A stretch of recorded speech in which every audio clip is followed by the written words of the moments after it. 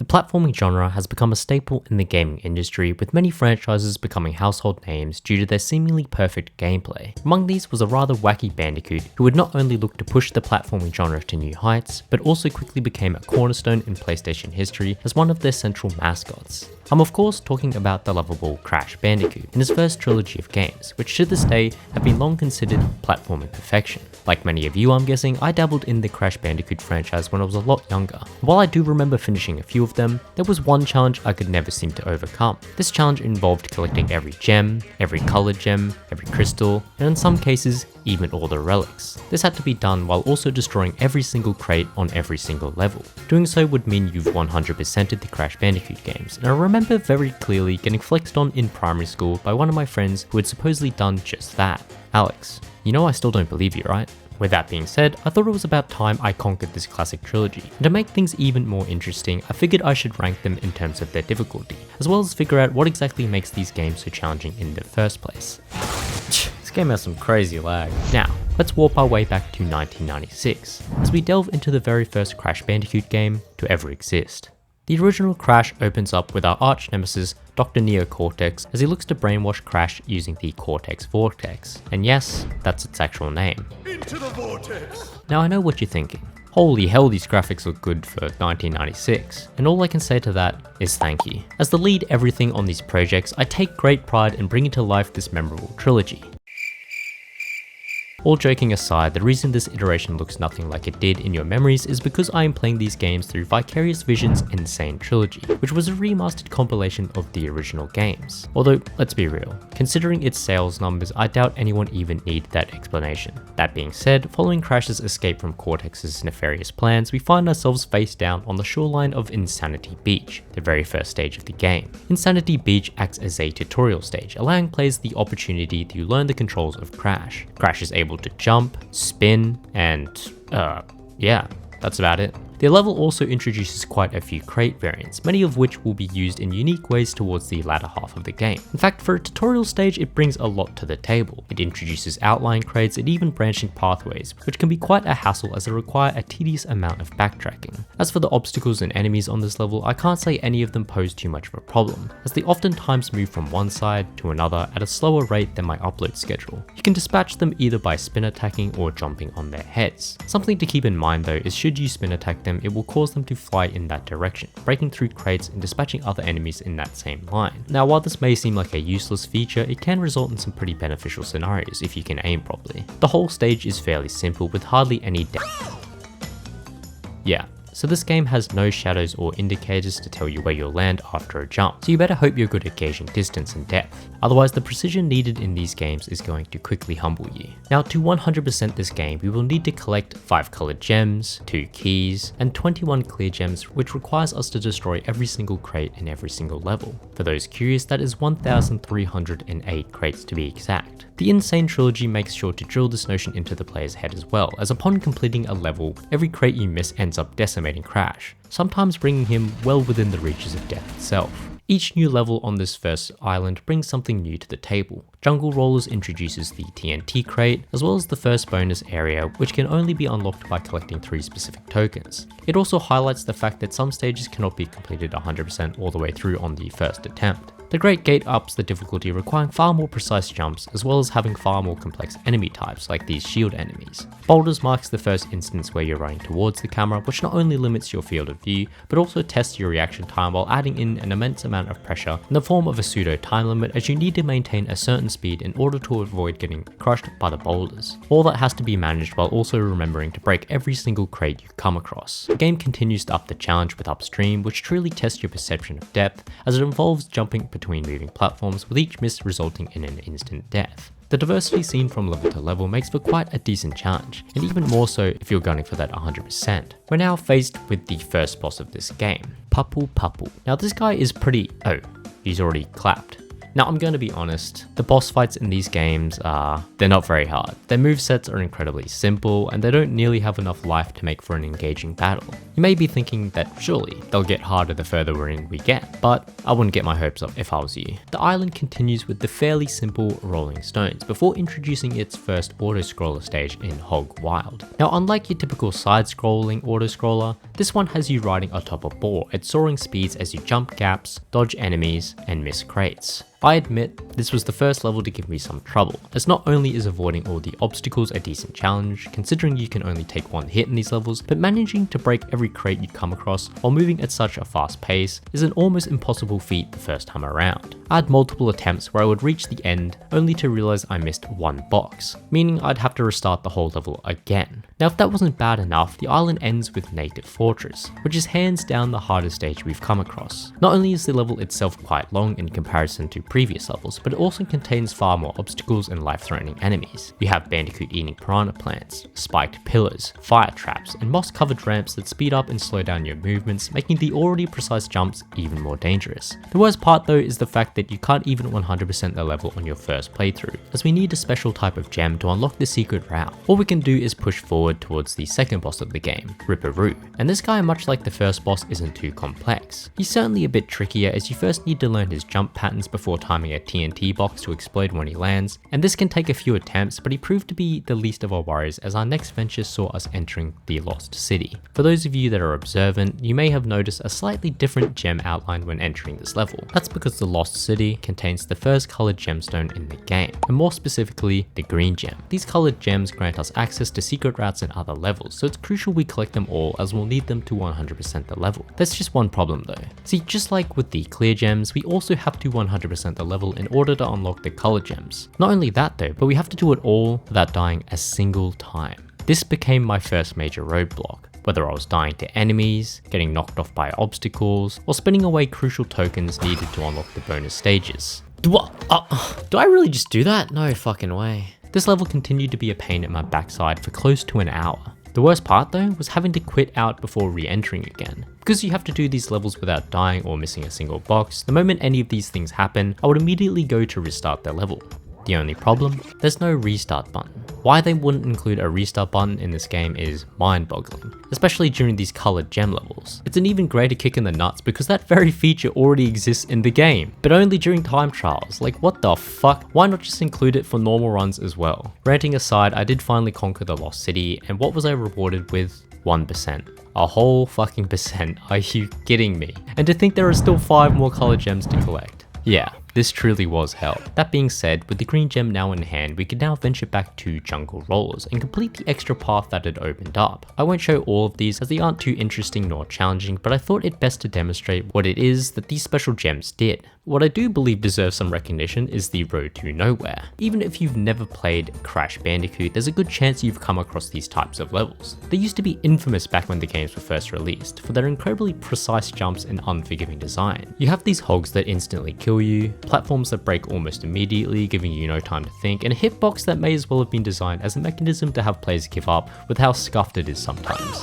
What the fuck just happened? Now there is a cute little exploit where you're able to jump on the side railings and walk across them, essentially making the level obsolete, but come on, where's the fun in that? Then again, falling to my death over and over wasn't exactly fun either. Dude, these hitboxes are dog shit. Thankfully, the following levels weren't too bad at all. Sunset Vista gave us our first key after completing Cortex's bonus stage, and Koala Kong, like the rest of the bosses in this game, didn't put up too much of a fight. By this point, I had locked in and was clearing level by level with ease. Even Generator Room and Toxic Waste, which contained the next 2 colored gems, didn't feel like too much of a step up, as they weren't necessarily that long and usually only had one main gimmick attached to them. This godly feeling came to a grinding halt though as we entered into the High Road, which was essentially an even worse version of the Road to Nowhere. Not only that, but it loved to hide boxes right at the start of the level over invisible platforms, meaning you're most likely going to have to painstakingly fight through this level multiple times to 100% it. But if you thought that was as bad as it got, let me introduce you to Slippery Climb. This level is just pure cancer. There's no other way to describe it. Not only does it contain the red gem, meaning you need to complete the whole level without dying, but it also has some of the most precise timing needed with countless moving platforms, shifting staircases, as well as hovering birds and plenty of spikes. Everything pretty much results in an instant death here, and the bonus stage as well is no joke. I died countless times before even reaching the checkpoint, which is like halfway through the level. Not that it matters because you need to do the whole thing without dying anyway if you want the gem. The level is extremely long as well, and you have to be perfect for countless jumps, timing drop downs, and making sure you don't get hit by any of the spikes, birds, or whatever these weird scientist dudes are. Definitely the hardest level so far. At least with the red gem, we can go back and do Native Fortress and Road to Nowhere. Why are we still here? Just to suffer? Thankfully, being able to clear these two levels out means we're pretty much in the home stretch. That being said, getting 100% on these levels is far easier said than done, especially when they contain some of the most well-hidden crates in the entire game. From here, we can take out Dr. Nito Brio, who's the first boss to have two separate phases. While they aren't necessarily the most challenging, it does add to the overall difficulty of the fight. The lab contains the final color gemstone, and its difficulty definitely shows it. This level in particular contains no Aku Aku boxes, meaning that you have to clear it without being hit even once. For the most part though, there's not too many enemies that can actually hit you, but a lot of it comes down to precise timing when looking to avoid the electrical traps, while also timing the opening of these large doors. Definitely one of the harder levels in the game, I would say. Speaking of hard levels though, I doubt there's one more difficult than this next one. In fact, this level never existed in the original Crash, and instead was added as a DLC stage for the N.Sane trilogy. I'm talking about Stormy Ascent, and while I don't believe it's technically required for 100%, it would leave a bad taste in my mouth if I had left it out. That being said, I kind of wish I did, as this level bent me over and pounded me from behind for a solid hour straight. Before you even load into this level, you're greeted with this. I mean, that's not even a fucking hint. The amount of timing you need in this level is unlike anything else in the entire game. From the copious amounts of moving platforms, to the shifting slippery stairs and the birds that soar from one side to the other at the speed of light, everything about this level is annoyingly frustrating. Missing any single jump more often than not results in an instant death, and there were countless instances where I'd fold under the pressure and fuck it straight before the checkpoint. No. Dude, no! Dude, the checkpoint is right there! It's right there! After 18 attempts though, we finally conquered this monstrosity level. Thank God you don't have to do this in one life, otherwise this video may have never existed. With our ascension complete though, there remains one final test, and that's none other than our final showdown with Cortex himself. The final stage sees us atop Cortex's airship, with Cortex flying around on his hoverboard. Essentially, this fight has you dodging Cortex's blaster shots while reflecting the green ones back at him. I wish I could say he was a decent challenge, but he's really not. He barely has 3 attack patterns, and the hardest part is probably chaining together multiple green orbs to get a hit on him towards the latter half of the fight. If you do end up missing one, you just have to wait around and dodge his very simple and slow attacks before getting another attempt. Overall though, he's a fairly disappointing final boss and definitely wasn't as challenging as I thought he would be. Following his defeat, Cortex plummets towards the islands, as we ride off into the sunset with Torna as the credits roll. At the end of it all, I had died a whopping 131 times while 100%ing the original Crash Bandicoot. Now I can already hear some Crash veteran absolutely toasting me up in the comments, but stick around buddy, maybe I'll impress you with my Crash 2 playthrough. Oh goddamn, I'm wank.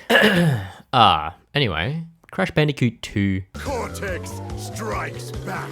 Thanks for that, numpty. You know, for someone who's plummeting towards the ground only to crash land in some ancient cavern with the dumbest look on his face, Cortex is awfully up himself in that title read. But yes, as the name suggests, Cortex has siphoned the power of these mysterious crystals to come back to haunt us once again.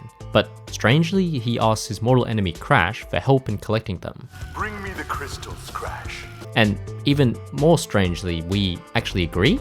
Wait, what? I guess their budding relationship started long before Twinsanity. Before all of this though, we have to work our way through the intro stage, which acts as a small tutorial level. Just like the first game, Crash can spin and jump, but in his time off, he also had learnt how to slide, ground pound, and do whatever the hell this is. What the hell is even that? All of these new actions will become extremely useful in our playthrough going forward, and honestly, they're borderline broken in some cases. For the curious players, you'll have most likely discovered slide jumping in the stage, which not only gives you more distance, but an immense boost in height as well. From here, we find ourselves in a snazzy new hub zone with each level displayed as a portal around a themed room. Because I'm basic as fuck, I just played through each level from left to right, but you can enter the levels in any order you want should you so wish. Turtle Woods, much like the intro stage, features a very basic design, design, and while its enemies do require some brainpower to take out, brainpower I don't seem to have, there's nothing necessarily hard about it. It does tease a new crate type, these being the nitro crates, but using the new slide jump tech, you can easily avoid these altogether. It was also in this area that I learned that you can use the small uptime of the body slam to gain a bit of extra height as well, which I thought was pretty cool. Useless information aside, this level happens to contain the first colored gem in Crash 2, and let me tell you, the methods in which you collect these ones are completely different from the first game. In fact, I want you to see if you notice anything about this particular run and figure out for yourself how this first blue gem was obtained. Any ideas?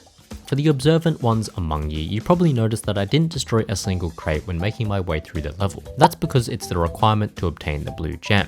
You are allowed to die when going for these as well, so it makes them far more manageable than the original Crash. From here we travel towards the North Pole in Snowgo, and this level once again introduces us to the most sus crate to ever exist. Now, a new player would most likely jump on it out of curiosity, and die, but thankfully its destructive force has long been seared into my childhood memories, and even now the PTSD persists. The stage also introduces ice physics, which makes sliding around extremely dangerous, especially when you approach edges or those goddamn nitro crates. Thankfully, you can use your slide ability to glide around the ice at rapid speeds, but again, you need to be extremely careful as this could end up in a dead Bandicoot at any time. Now you're probably wondering why I'm skipping past the red gem in this stage, and all I can say is we'll get back to that nightmare at another time. Hang 8 is an interesting stage as it incorporates your standard platforming with a new form of movement in the form of vehicles. It's also the first stage to have 2 clear gems to collect, but hold on. We already destroyed every box in this level to get the first gem, so how the hell are you supposed to get the second one? Is what I imagine people were asking back in 1997. In my case though, I'm lucky enough to have a good friend named Google, who seems to know the answer to pretty much everything. And for this particular level, in order to get that illustrious second gem, we need to beat this timer to the end of the level. What's that? You didn't notice it? Well, neither did I. Maybe if the goddamn loading box didn't cover it up, I'd have thought to look down there at some point on my first playthrough. These hidden secrets are something you'll have to get used to in Crash 2 because they plague the game from start to finish. Outside of that though, many of the levels are fairly similar to the originals. You have plenty of tight jumps with more complex enemy types, and don't forget good old backtracking while hardly being able to see where you're going. I'm glad they brought that back though for the sequel. They're by far my favorite parts of the game. Also, remember Ripperoo? Well, he's back. And no, he's not the exact same. Okay, his arena might look very similar, and he may jump around in a pattern that you need to learn, and he may only be damaged through explosive crates, but yeah, okay, he's pretty much the exact same. Upon defeating Ripperoo, we can take the pad up to a new level, which reveals another set of levels. How lovely. Now let me clear something up. I actually lied about doing levels from left to right in order, because here I am gunning it straight to Air Crash. And you're probably thinking, oh god, he's off his pills again. And yes, you have to be if you want 100% these games. But the reason I'm going into Air Crash isn't necessarily to 100% it. Well, that is important, but what I truly desire is your sub and the red gem from Snowgo. But hold on, how could that possibly be when I'm not even playing Snowgo? Well, just so we're all on the same page, here's a very brief step-by-step guide on how to get the red gem in Snowgo. Step 1, don't go into Snowgo, and instead go into Air Crash. Step 2, play through the game normally until you reach the section with the jet ski. Step 3, once you get to the jet ski, ignore it completely and instead jump across these crates to this random ass platform in the middle of the river. Step 4, get teleported to a whole ass new warp floor back in the central hub. Step 5, enter into the new Snowgo portal where you'll have to play through an admittedly challenging section with infuriating ice physics that are loaded with nitro crates, all to finally fall on top of the red gem. You can then play through the rest of the level as normal. Pretty simple, right? No. I'm not sure what the developers were smoking when they included these secret exits, but they certainly added quite the difficulty spike. Speaking of secrets though, it'd be crazy not to mention the eel deal, which I often refer to as the real deal. This level truly does combine everything to make for quite the tedious level. You have electric eels which test your patience and timing, there's agile armored rats that can only be dealt with by jumping on them, and even hanging sections with dangerous spiked robots. All of this is condensed into incredibly narrow passageways, and if that wasn't bad enough, the main annoyance in this level comes from hunting down the green gem. Now I wonder where it could be. Oh, because of course it's hidden behind a closed door at the end of a room full of nitro crates. You couldn't be more obvious, is what I'd love to say, but you have no idea just how many times I played through this goddamn level searching for that. Oh man, I've been searching for this thing from the start of time. That being said, the boss fight that followed hardly even deserves a mention. These are the Komodo brothers, and they're honestly a joke. They have 2 moves, I think, and in the time it'd take me to explain what those are, the boss would already be defeated. For the most part, the following stages were all fairly easy. Sure, there were some tricks here and there, like the yellow gem and plant food, which required you to beat the level in the time limit allotted, as well as another hidden exit towards the end of Bear Down that transports you back to Air Crash, you know, the other level with the secret exit, so you can then destroy the crates for that gem, but even these weren't necessarily too difficult. Sometimes I'd randomly stumble across secret exits and levels, allowing me to complete levels much further into the game, and other times I would seemingly walk past the purple crystal. Twice. I mean, come on, it blends into the environment so well, how are you even supposed to see that? This game felt like a mixed bag of goodies and secrets when compared to the original, with a few tougher levels here and there, but mainly a lot of more balanced ones. At least that was my opinion, until I got to the latter sections of the game. My first major roadblock came in the form of a level called Cold Hard Crash. This level combines the slippery ice physics with dangerous jumps and extremely lethal slamming pillars. These are the least of our worries though, as this level contains the most infuriating death route to ever exist. Ignoring the fact that you have to reach it without dying in the first place, the moment you enter it and have a few goes, you'll be wishing you were dead. Honestly, whoever thought it was a good idea to combine these slippery surfaces with these crushing pillars and countless nitro crates needs to be checked for demonic energy. Thankfully, the level is designed to give you enough Aku Aku masks for invincibility, so you don't really have to worry about perfectly avoiding the nitro crates, but even then, the route requires you to backtrack to the start in order to break every crate. And what do most of us end up doing? Well, we slide off the edge after hitting the exclamation point crate because of the slipperiness, and most of the time I miss the goddamn death route gem as well. Not that it matters because I would immediately quit and restart that level. Man, it sure would be nice to have a restart function right about now. I would slip over this edge again and again and again. Oh, I'm actually going insane.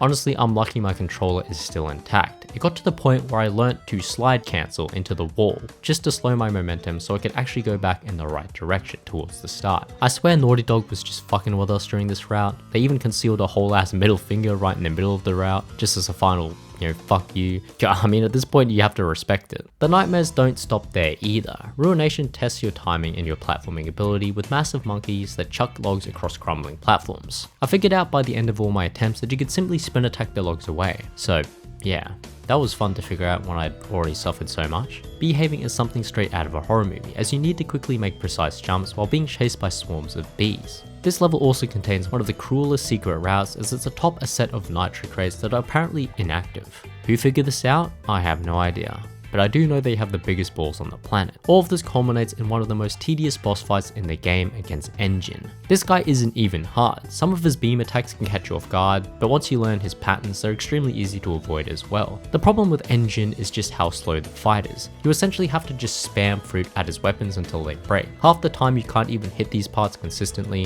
and instead just kind of stand around and wait for him to get back into firing range. Kind of a meh fight, honestly. The final 2 levels worth mentioning are Piston It Away and Spaced Out. Piston It Away, much like Cold Hard Crash, is an extremely challenging level, but for different reasons. While Cold Hard Crash had an extremely unforgiving death route, Piston It Away's challenge comes from trying to survive till you get to the death route. See, in order to break every crate in this level, you first have to make your way past countless enemies who shift their attack patterns, tricky sections with moving platforms that will test your timing to a T, as well as a challenging bonus stage which includes incredibly precise jumps that result in instant death if missed. All of this has to be done without dying once until you reach the end of the level. Once that's been done, you then have to backtrack all the way to the start in order to take the death route, which will grant us access to the final crates needed to get 100%. Now it's done this way because the death route, once completed, takes you back to the end of the level, and if you haven't cleared out all the crates on the way there, then you'll most likely be replaying this level all over again. Spaced Out, on the other hand, isn't nearly as bad. It acts as the ultimate test, I imagine, as it requires every single colored gem to fully complete, and while that may be the case, I can't say it's any harder than Cold Hard Crash or Piston It Away. The most difficult section would be the colored gem pathway, but even this isn't too bad once you get used to the timing of the first 2 sections, which are by far the most unforgiving.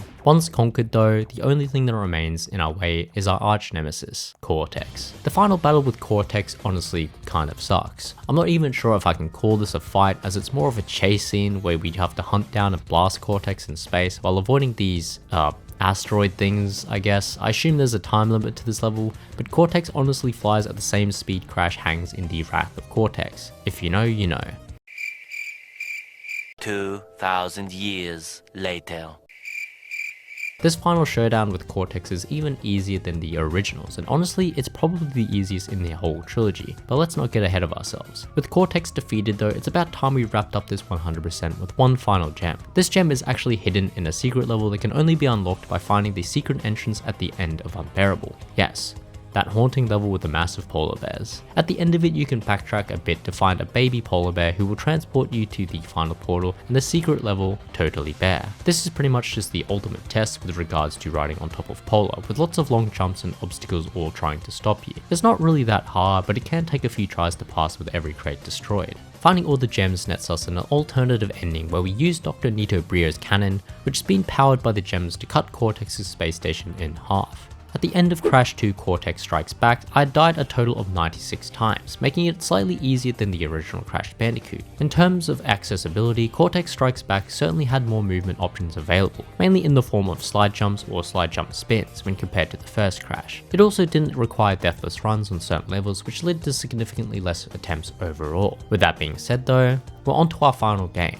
So let's warp our way over to Crash Bandicoot 3, where we'll find out once and for all which Crash Bandicoot game from the original trilogy is the hardest. Warped follows the true ending of its predecessor, with us witnessing the space station fall towards the Earth. Miraculously though, it lands on some ancient ruins, freeing the evil entity Uka Uka. If that name sounds familiar, it's because it's the inverse of Aku Aku. Yeah, they're twin brothers. Cortex and Uka Uka then joins hands with Entropy as they attempt to use a time machine to collect the crystals and gems from their original place in time. Noticing this, Aku Aku tells us to collect them first, and it's here where the game officially begins. Just like with Cortex Strikes Back, this game allows you to complete levels within each world in any order that you wish. But by now you should know that I'm a basic bitch, so I once again just played through them in order. This means that our journey starts in Toad Village, which once again acts as a tutorial stage. Again, we have every move from the previous games at our disposal, with the level itself being quite tame as you'd expect. You have your slow moving goats that walk side to side, plenty of short gaps to practice jumping over, and the usual bonus route shenanigans. What I should mention is the fact that in this game, time trials play a large part in obtaining 100%. Unlike its predecessors, the original Warped was actually the first game to introduce the concept of relics and time trials, and as such added them as a necessary collectible for 100% completion of the game. The introduction of these time trials may just seem like extra padding to an otherwise solid game, but its addition has a far greater impact on the game's overall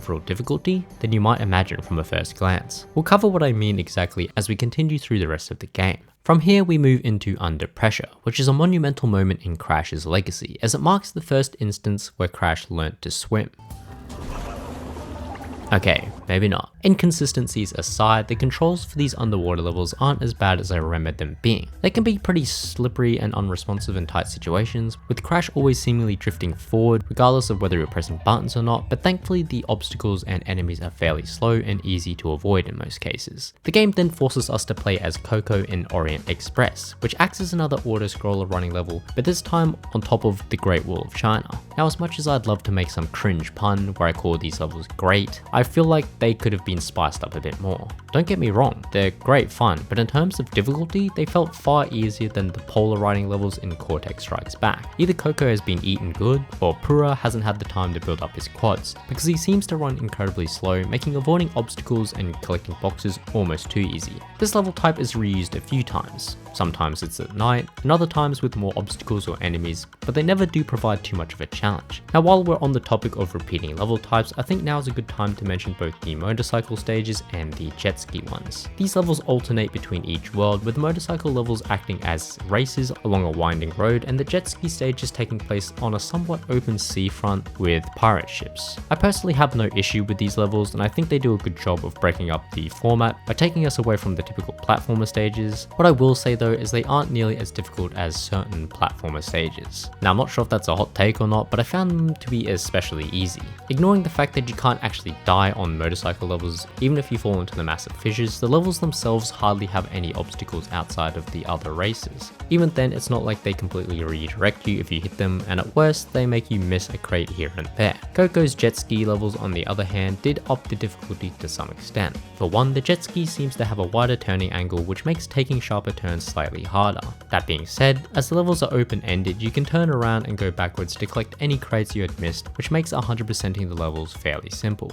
Time trials, on the other hand, yeah, We'll get back to those later. For now, let's move on to the first boss of the game, which once again pits us against Tiny Tiger. What I do enjoy about Warped is the boss fights. They feel far more fleshed out when compared to those of its predecessors, with the fight against Tiny Tiger being hands down the hardest iteration of a first boss in the entire trilogy. His slamming attack is simple enough to avoid, but the real danger starts when he lets out a horde of lions that cause the screen to shake uncontrollably. Trying to avoid this onslaught of lions while the screen goes haywire makes for a surprisingly solid challenge. That being said, Tiny only has 3 hits in him, and once he's down, we're rewarded with our first upgrade, the supercharged Body Slam. These upgrades are another new addition to Warped, and as we'll come to see, they become increasingly overpowered to the point where it feels like you're playing a completely different game. Hang 'em High contains the first colored gem in Warped, but in typical Crash Bandicoot fashion, we can't collect it by simply playing through the level. Instead, we have to take this elevator down to a secret area that houses another set of levels. These levels are unlocked by collecting time trial relics, with Hang 'em High in particular requiring 10 relics to unlock. The colored gem route in this case isn't hard whatsoever, but I did feel the need to mention the very obvious secret relic locked stages. From here though, let's move on to our showdown with Dingodile. Dingodile acts as the second boss in the game, and he once again highlights the improvements made to the boss fights in these games. He's not necessarily hard to defeat, but I do like that he switches up the timing of his attack patterns by first luring you into a false sense of security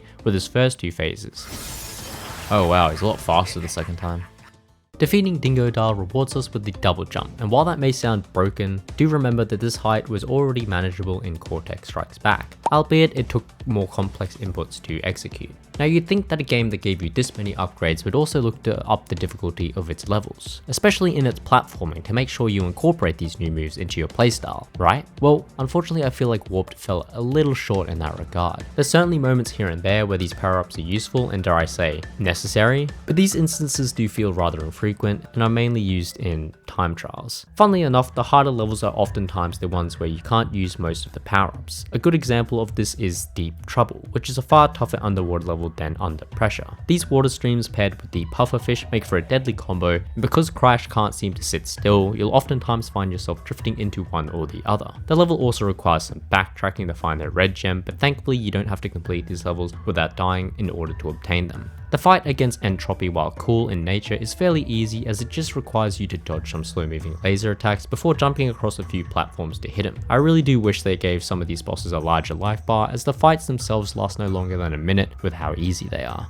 Defeating Entropy awards us with by far the most broken power-up in the game, the Death Tornado Spin. This not only lets us spin for a longer period of time, but can also be used to glide across whole countries if we wished. Now, I'm not kidding. It may seem like I'm flying through this game in comparison to the first 2, and that's because, well, frankly I was. These power-ups made a lot of the quote-unquote obstacles obsolete. I mean, when you can fly across large gaps by tornado spinning, it kills the difficulty that comes with having to carefully time jumps on rapidly moving platforms. Another important factor we can't ignore are the time trials. See, with the introduction of time trials, and more so their inclusion in the completion of 100%, the developers at Naughty Dog had to develop each level in a way where they could be completed at light speeds. Not only did this result in overpowered upgrades, but it also toned down the overall difficulty of a lot of levels, as I assume they thought players wouldn't want to be repeating levels over and over again just to get that illustrious 100%. This in turn meant less obstacles, easier methods to avoid or dispatch enemies, and less of an emphasis on tight and precise platforming. This ultimately resulted in a game that feels incredibly satisfying to play, as it features far smoother movement when stringing along all the complex movement capabilities. But unfortunately, it did also remove some of that fabled difficulty that the original 2 Crash games were well known for. We can take this even further by looking at Engine, and the upgrade we're rewarded with after defeating him. The fight against Engine is a complete joke to begin with. It's quite the spectacle for sure, but the problem with this fight revolves more so around the lack of any real danger. Just like in Cortex Strikes Back, in order to damage Engine, you need to blast his weapons while he gets ready to attack you. That being said, the rockets he fires are instantly destroyed the moment he fires them because, I mean, you're literally blasting that exact spot the moment he opens them up. Even if you do somehow get hit by something, you have like a billion HP and you can essentially just face tank everything until you get him down. Fittingly though, you are awarded with the Fruit Bazooka, and while this power up might not seem as useful as the previous ones, it can be used to pretty much clear out every single obstacle. Annoying enemies in the distance? Just blast them with the bazooka. Awkward crates that require super precise jumps to reach? just shoot them with a bazooka. What's that? There's nitro crates blocking you and the only way to get over them is with some advanced movement tech? Oh wait, you can just destroy them from a distance with the bazooka. The weirdest part of this power up is the fact that it doesn't actually cost any fruit to fire, meaning you can essentially spam it infinitely. I really think there was a missed opportunity here to include some kind of risk reward system. Maybe each shot costs 3 to 5 fruit. Even though it'd be a small detail, I think adding this kind of resource management would make the weapon more of a niche tool rather than an overpowered sniper with infinite ammo. With these power-ups in hand, let's take the fight to Cortex, who once again acts as the final boss in Warped. Unfortunately, this fight once again fails to provide much of a challenge. I'd say it's on par with the fight against Cortex in the original Crash Bandicoot, as you need to not only focus on avoiding Cortex's blaster shots, but also the wholesome bonding session between the twin brothers. Once again though, Cortex just has far too little health to make for a meaningful challenge, and upon knocking him into the hole for a third time, we're rewarded with Time Trial's biggest fear, the speed shoes. With Cortex thwarted for a third time, it was time to go back and finish off all the extra time trials and hidden levels. Just like with Cortex Strikes Back, Warped includes 2 hidden levels that can only be reached through very strange methods, like crashing into this alien signpost in Road Crash, or being abducted by this specific dinosaur on Dynamite. Doing so will unlock both Hot Cocoa and Eggipus Rex, respectively. Eggipus Rex is a very simple level that sees you racing against the clock and a time trial while ascending up numerous platforms on top of Baby T. Hot Cocoa, on the other hand, is a bit more confusing. The level itself is essentially just an open playing field with plenty of ramps, crates, and other random obstacles floating about. It honestly took me a while to even find the exit to this level, which is ironically located just behind a series of nitro crates next to where you start. Again, with no time limit in place, it isn't necessarily too difficult to just take your time while clearing out all of the boxes. By this point, I'd collected every colored gem, every crystal, and almost every relic, but for some reason I was still missing quite a few clear gems. Where could they possibly be hiding? Oh shit, here we go again. Yeah. So just like Stormy Ascent in the first game, Warped got its own DLC edition in the form of Future Tense. This level is something else, and is without a doubt the hardest in the entire game in my opinion. The level features intimidating enemies, annoyingly fast laser traps, and countless jumps that require not only exact timing, but incredible precision as well. If you want 100% this level, you essentially need to work your way through it without dying in order to unlock the death route, which is honestly its own nightmare with freakishly unforgiving sections that will fully test your platforming expertise. Even after shooting the imposter and passing the death route, the latter half of the stage continues to increase in difficulty with hidden crates, pathways loaded with zooming laser traps, and a segment I spent far too long trying to time, only to spin my way over it anyway. It truly was the ultimate test. Thank God you can collect both gems on the first playthrough. Wait. Why am I missing 4 crates? What? No, what? No, that can't be right. Just some advice for those who attempt this level: make sure you don't miss any cheeky boxes hidden off screen, like I did. Thankfully, the time trial run of this level went smoothly, as I had ample practice from all my attempts before. By this point, we had collected every crystal, every colored gem, and even every relic. But again, one final gem eluded us. This last gem is actually a unique one that is given to us by Coco after we earn at least a gold relic in every stage's time trial. You've probably noticed that we're well over 100% at this point, but I wanted to make sure I collected everything in the pause menu just as I had in the previous games. The only problem though was I apparently sucked ass at time trials the first time around, but hey, at least I had a platinum somehow. Nice. So began the grind of running through each level until I got a gold relic. Now I wouldn't say these were necessarily hard. The speed shoes combined with the rest of the power-ups made most of them fairly simple. Most of the time I would be able to breeze through the level and get the gold relic on my first attempt, but there definitely were a few that halted my progress. By far the toughest of these was the gold relic in high time, which needed a time of 1 minute, 4 seconds and 10 milliseconds. I have never gotten so sweaty over a level just to barely scrape out a gold relic. It was honestly the most humbling experience I had with these games. The movement required, the skips over certain large gaps, and the precision needed with every input is incredible, especially when you consider when I finally did get it on what I considered one of my best runs, I barely got it with 2 seconds to spare. I literally shaved off over 30 seconds from my first go around, and it barely netted me the gold relic. That being said, the grind for the rest of the gold relics was fairly relaxed and easy. I finished off with Gee Whiz, which was a simple running test, and with the final gold relic collected, we could make our way over to Coco to claim the final clear gem needed to complete 108% of the game. Now I know the first 2 games can also go well above 100%, but honestly, I forgot what it is you have to do to get those extra percentages. So for now, we'll just have to settle for 100% in those games. At the end of Crash Bandicoot Warped, I died a total of 68 times, which was significantly less than both Cortex Strikes Back and the original Crash Bandicoot. I attribute much of this to the inclusion of the power-ups as well as the design choices that had to account for speedy time trials. At the end of the day, I think we can say that the original Crash Bandicoot remains the toughest challenge in the original trilogy, due to its bare-bone controls, extremely tight and precise platforming, and unforgiving nature, especially in relation to the colored gems. That being said, Cortex Strikes Back offers a decent challenge, and in my opinion is the perfect mix between challenge and fun.